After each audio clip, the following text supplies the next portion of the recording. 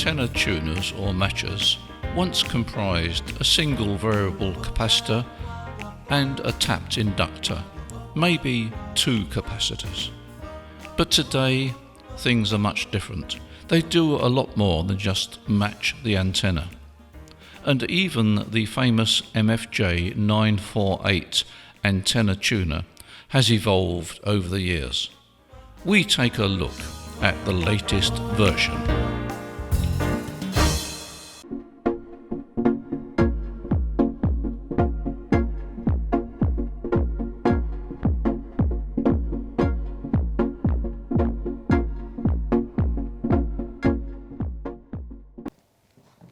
Hello and welcome once again to the Waters and Stanton video channel. Glad you could join me. Today I'm looking at a product. It's a product review really, but it's a bit more than a product review because I'm looking at the way in which this item can perhaps be more useful than you might first imagine in your ham radio station. It's the MFJ-948 antenna tuner. Now, first of all, I have to explain that I know a lot of people regard the ATU as an incorrect title. They say it should be an antenna matching unit. Well, they're technically right, but it doesn't actually matter. And unfortunately, or fortunately, the industry has taken and accepted the term of antenna tuner as being the term to use. So when I talk about an antenna tuner, I'm actually talking about an antenna matcher. And the reason I say this is because when I've covered this before, one or two people have written and said, look, you're using the wrong term. Yeah, I know technically it's an antenna matcher, but let's forget that. Let's concentrate on what it actually does and how well it works. Now, the MFJ-948 has been around for quite a few years now. In fact, many years. It's changed somewhat in what it offers. It's even changed colour. I think the front panel used to be cream, if I remember rightly. Anyway, I'm looking at the latest version, the MFJ-948. It covers the bands from 160 metres to 10 metres, so it's an HF antenna tuner. It uses the very popular T-matching network, and I'll put up a picture of that a bit later on. And it has a power rating of 300 watts. In terms of the meter reading, you can switch it to 30 watts. So if you've got running low power, you can still use it.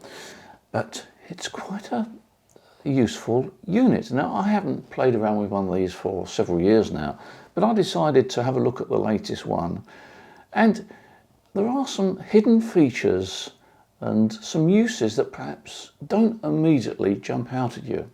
So let's first of all take a look at the antenna tuner itself, how it works, what it offers, and then look at some of the things that you can do with it. Here you see the MFJ-948 on top of the ICOM IC7300, and you see it's marginally wider.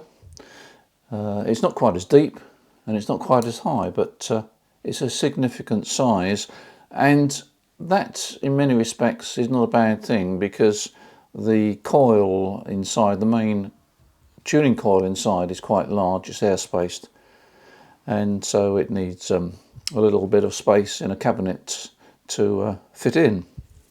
If we first look at the left hand side of the antenna tuner, we've got the cross needle meter here, and this scale here is the power, and that reads 0 to 30 or 0 to 300, and this scale here reads the VSWR. The advantage of a cross needle meter is of course that you don't have to flip between forward and reflected. That is all taken care of by the 2 meter needles there, and you've got 2 adjustments there. You can see at the bottom there you've got 2 adjustment points for 0 in the meter. You've got an on-off button here. The real function for that is turning the illumination on and off. It doesn't really have any other function. Then along here we've got the power button. That flips between 300 watts full scale and 30 watts full scale, so it's quite useful if you're running low power. Now I'm going to move along to the other side. I'll come back to this central panel in a moment. On the far side here we've got the 2 main tuning controls, and we have got the inductor switch. And the inductor switch is purposely not labelled in terms of frequency because the actual switch position really depends on the antenna you're using, the reactance it sees and so forth. So they are, or this switch is labelled in alphabetical ABC, etc. There's a switch down here which switches between peak and average. Now let's look at the centre of this unit, the switch here, which is really the control centre of the matching units. On the left hand side is what I would call the live part of the switch, the live part of the matching unit. And on the right hand side we've got the bypass section. You might understandably ask, why have we got all these bypass positions on the right hand side? Why not just a single bypass switch? Well, let's look at it. Basically, the MFJ-948 is not only a matching unit, it is also an antenna selector. And you've got coax 2, coax 1, balanced line and dummy load. Now, all those positions are linked in series with the antenna matching unit. So, in other words, whatever you select here will be passed through the matching network. But if we go on to the other side, the bypass, we can still select coax 2 and coax 1 and balance line and dummy load, but this time they will not be in circuit with the matching unit. They'll be directly connected to your transceiver. We'll discuss that a bit more a bit later. Let's now take a look at the back of the unit. Somewhat less complicated. You've got two coax sockets there for antenna 1 and antenna 2, so you can have your HF dipole on an antenna 1 and your LF dipole or whatever on coax 2. Then you've got the input to your transmitter, so that's where the coax line goes back to your transmitter or transceiver. And then you've got a dummy load, which is very handy actually. You can plug a dummy load in there and instantly switch to that dummy load as and when you wish. And then if we come over here on the right hand side, these two terminals here, that's for balanced line. So if you're using 300 ohm or 450 ladder line or even 600 ohm open wire feeder, that goes onto those two terminals there. If you're using an end-fed wire, then all you do is you connect those two terminals together and connect your wire onto either one of the terminals, because they're strapped together, it doesn't really matter. So strap those two terminals together and your wire goes on there, but of course you must make sure you've got an earth connection as well if you're using an end-fed wire. And it's worth mentioning that this 12 volt socket here is purely for illumination. It doesn't actually power the unit as such, it's simply to provide dial illumination. If you've got a dummy load, then you can just plug your dummy load in there, and whenever you want to, you can switch in that dummy load to check your transmitter or to monitor your signal or whatever that you need to do. Now let's take a quick look at the circuit diagram, the basis of this matching unit.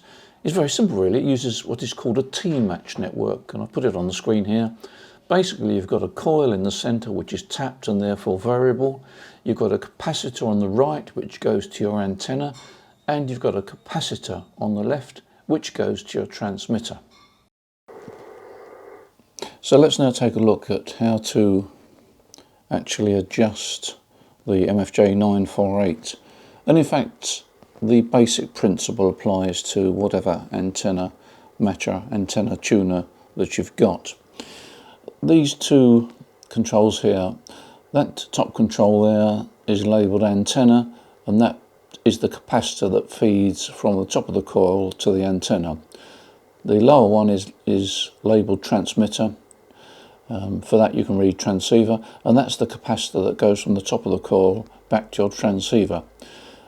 I regard this control as the tuning control, and that is the loading control. That is a throwback from the early days of Pi networks, but basically that control there is a lot broader and that one tends to be a lot sharper, and the two controls interlock, as we'll see. And that switch there, the inductor switch, sorry I haven't got the camera right on that, let's turn the camera around. That inductor switch there switches the amount of inductance in. The maximum conductance is up there, and as we go clockwise, so we reduce the inductance. So let's just center the camera so you can see the actual meter. Now let's turn, the first thing you need to do is make sure you've got the antenna tuner in the radio switched off. Don't have that automatic ATU switched in. If you do, you're going to chase your tail and cause all sorts of confusion problems. So make sure the internal ATU of your transceiver is switched off. Secondly, unfortunately, most transceivers haven't got the facility of generating a steady signal unless you change to a different mode. The Elecraft K3 series does, but most transceivers don't. So you need to be able to generate a steady signal. And I tend to switch to FM. And also you only need a little bit of power. So I normally tune up on about 5 or 10 watts of power. Anyway, the first thing to do is to find the approximate tuning position. So I'm going to turn the receiver audio up now, and you can probably hear that peak in noise. You'll also get a peak there, it's a bit broader, but to me that sounds about roughly right. Now that'll get you in the ballpark figure of what is optimum. If I change the inductance, obviously it goes down, and you hear it come up again, and so I know that the inductance is around about there, and there is a guide in the manual anyway. Never change the inductance while you're transmitting. You can adjust those controls while you're transmitting, but never change the inductance when you're transmitting. You could cause a flashover in the switch, and that will damage the switch. So always make sure that when you're adjusting the inductance, you're not transmitting. Okay, so let's now change modes. I'm going to change modes to FM because that will give me a steady carrier, and I'm going to adjust the power to is it around about, no, I've got to say 8 watts. It's not critical. Okay, oh by the way, I've switched to low power here. Right, okay, well we've got quite a high SWR. If I turn this, I expect it, oh there we are, you see. Now we're not quite down to minimum SWR, but we're getting there. This control needs to be adjusted. Yeah, that's the right direction. If I take it in the other direction, or I'll get a dip, it won't go down far enough. So I need to go back down there. And you can see those two controls interlock. I'll get a bit more down there, can I? Yeah, and go right down to the bottom there. And there we are, we're bang on the nose. Now, it's handy to know or remember these settings. You can either make a note, or in this day and age, to be honest, you can do the same with your smartphone. Just take a photo of the settings of the ATU and store them somewhere, print them out on a bit of paper or whatever, so that you can quickly go to those settings. So all we need to do then is to switch back to our operating mode, which probably will be SSB for a lot of you. And we're on the nose, it's that simple. Now I hinted that there were some hidden features in the MFJ-948 in terms of the way you use it. The first thing, of course, is that if you don't want to use a dummy load, you could use that socket as an extra coaxial fed antenna. There's no reason why you can't do so, and because the dummy load on the left hand side, that selector point there, is connected to the antenna tuner, then removing the dummy load and putting a coax cable in there will enable you to add a third coaxial fed antenna. So it's quite a handy tip there. Now here's an interesting feature. I'm at the moment on the upper portion of 80 meters, and I've got the antenna tuner bang on, almost no VSWR, and I've adjusted both these controls so that I get to the optimum there. Now, if you remember what I said about this control here is the tuning control. That's the one that is the sharpest, and this one here is much broader. I'm now going to go down to the CW end of the band, because at the CW end of the band I know that my 80 meter antenna produces a fairly high VSWR. I'm now down at the CW end of the band, and if I put some carrier in, I would expect to see, yeah, the SWR is quite high. Now, all I need to do is to adjust this control here, and I'm back down to almost zero VSWR. So you see, I don't need to touch that control. All I need to do is to adjust that tuning control, and I'm quickly down to very low SWR. So it means to say that if you're moving around the band, probably you don't need to touch that control. You certainly won't need to touch that control. All you need to do is to just trim that control there. So it makes QSYing over the band very easy. Now let's take this a stage further. If I'm operating at the top of 80 meters, I've got my main antenna, my 80 meter antenna, on coax 1. I know that I get a good match on 80 meters at the upper end of the band, so I can have this matching units, this MFJ-948, switch to coax 1. It'll go straight out to the antenna. These controls will be bypassed. If I want to operate at the CW end, I can have this pre-adjusted, simply flip over to coax 1 on this side.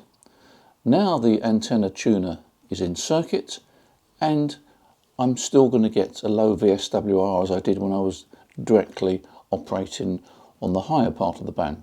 So you've got this facility of quickly flipping from ATU in circuit to ATU out of circuit. Another example is that I know on 160 meters I cannot operate this antenna without a matching unit. So I can have this matching unit preset to 160 meters, and I can flip from 80 meters SSB section to 160 meters, flip this antenna tuner into circuit, and I'm on 160 meters. So that's quite a convenient facility. One final feature that I want to show you on here is that you can switch from average to peak. And I tend to use the peak for monitoring my transmission. Now, I think the peak would be better described as a hold rather than peak, because none of the SWR meters that I've used, unless they use a 12-volt source, none of the SWR meters can really read peak, but they do give a measure of sort of average power. If I transmit, you'll see that there's a sort of a stored signal on the meter. Let's just show you. This is Golf 3 Oscar Juliet Victor G3OJV testing on 80 meters. Golf 3 Oscar Juliet Victor testing on 80 meters. Now you'll see that signal was stored, and the good thing about that is, first of all, I can see that I'm transmitting. Secondly, I can see if that VSWR meter rises, because I'm not getting a signals going up and down all the time. If I take this out, this is Golf 3 Oscar Juliet Victor G3OJV testing, 1, 2, 3, 4, 5, G3OJV testing, Golf 3 Oscar Juliet Victor G3OJV testing. You see the difference is that I'm getting the stored or delayed signal, which I find quite useful.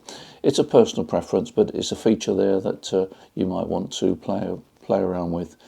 The good thing about having an external unit is that you can always monitor your VSWR. Now, if I've got this transceiver on 80 metres, the top end of 80 metres, I don't actually need this matching unit, but I'll leave it in circuit because I'm probably going to use the internal matching unit on the 7300 just to trim the antenna to get optimum matching.